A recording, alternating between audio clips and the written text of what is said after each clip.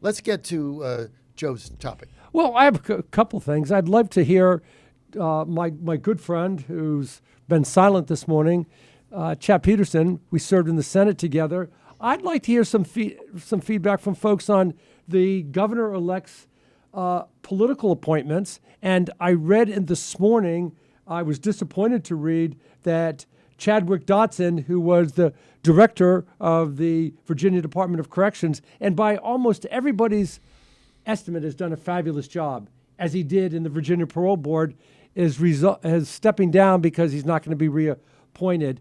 And we've had a history in DOC where two different administrations, three different parties, kept the same director on there.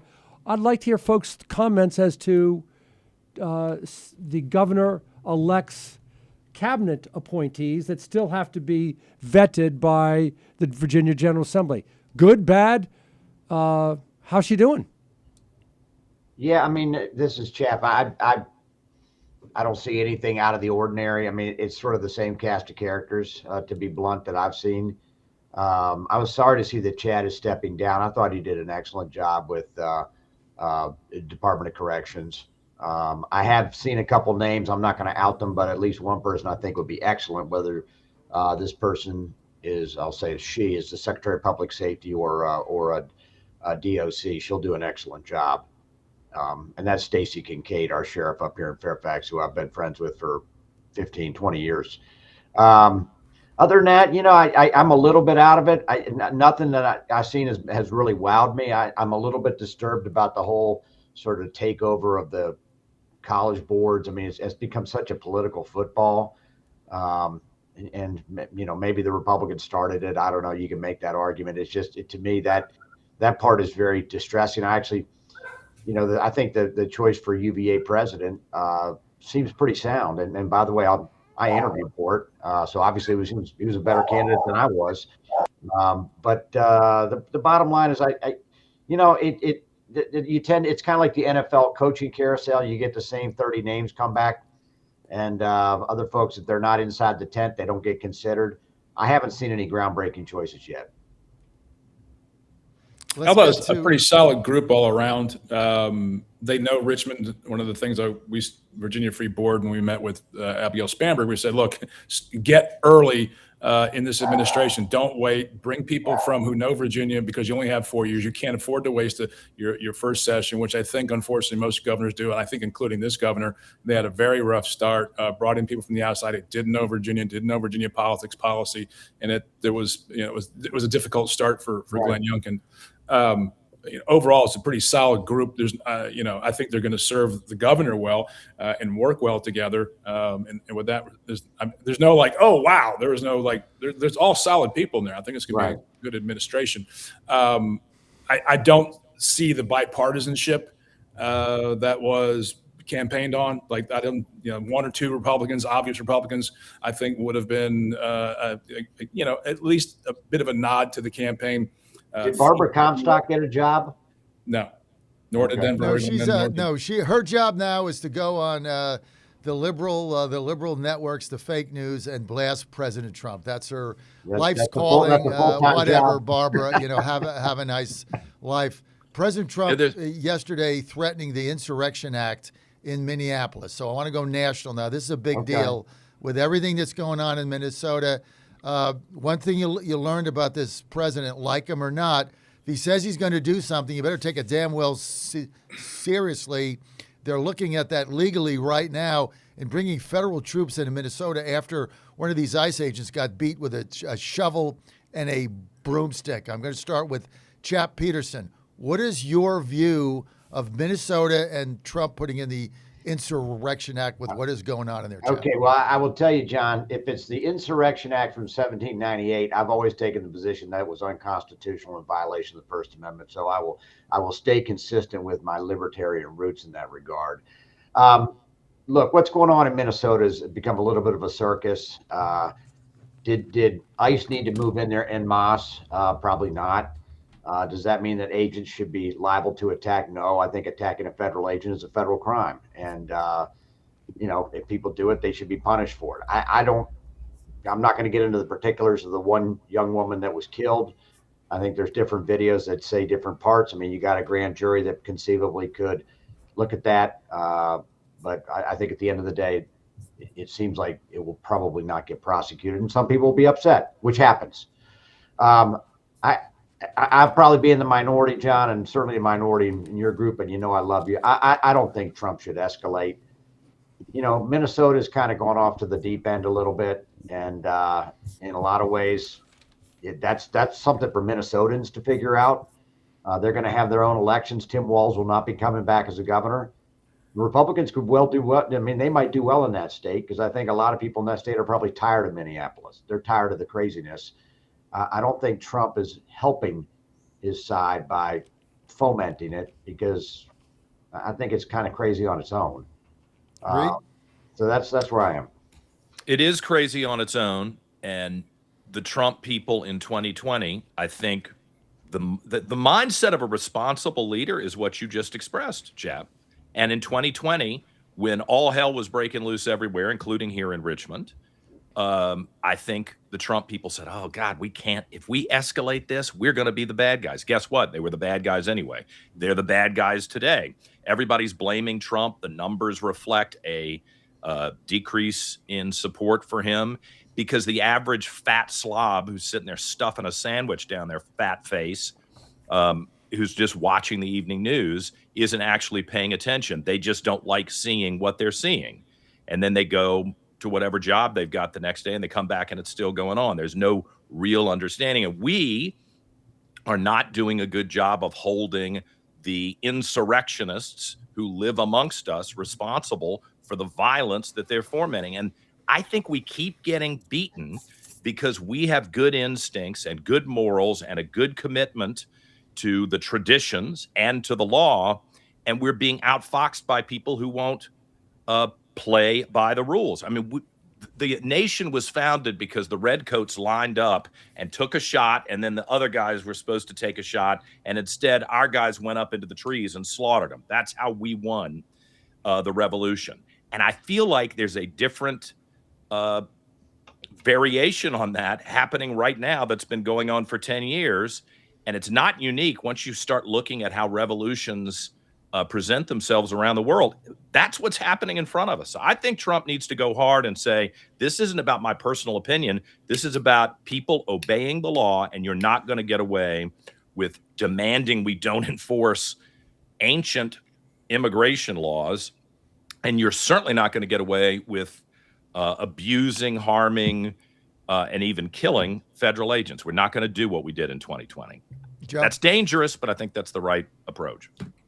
Well, let's look at the facts. The Insurrection Act gives a president the authority to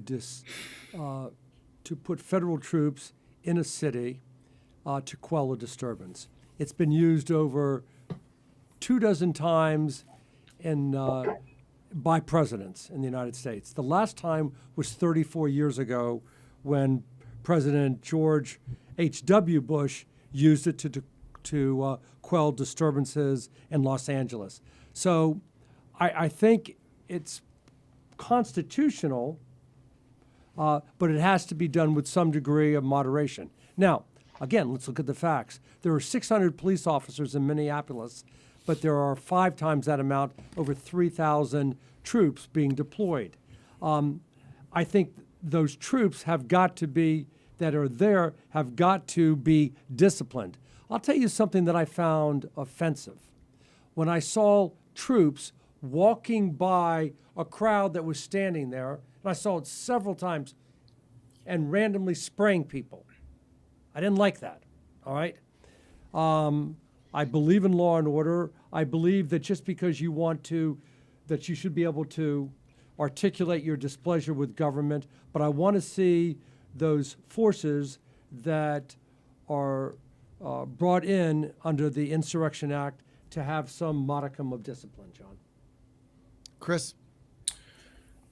You know, one of the useful purposes that Minnesota has for the Trump administration is the binary view of the American public, because Minnesota is an absolute train wreck right now. They have hundreds of millions of dollars in obvious fraud being perpetrated by people who are not from here in the eyes of the voters, going, wait a second, these people come here, they don't work, they're on welfare, and they're scamming us for tens of millions, hundreds of millions of dollars and shipping it back to Somalia.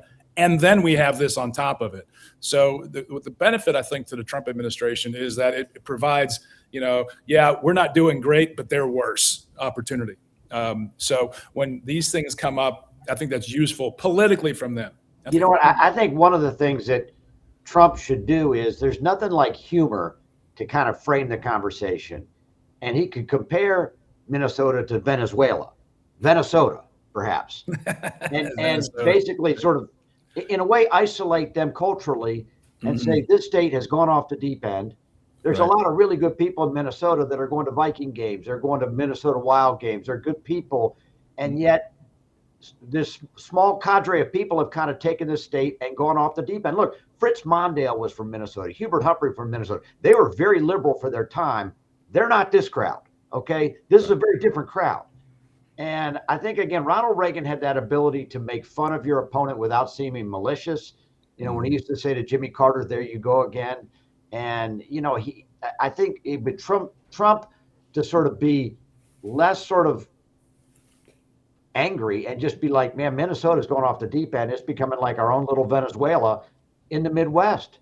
I mean, Midwest is core America. The Great Lakes states are core America. This is a state that touches Lake Superior. Okay, the Edmund Fitzgerald. This is our heartland. These people don't represent it. No, okay? this is what's going on is not representative.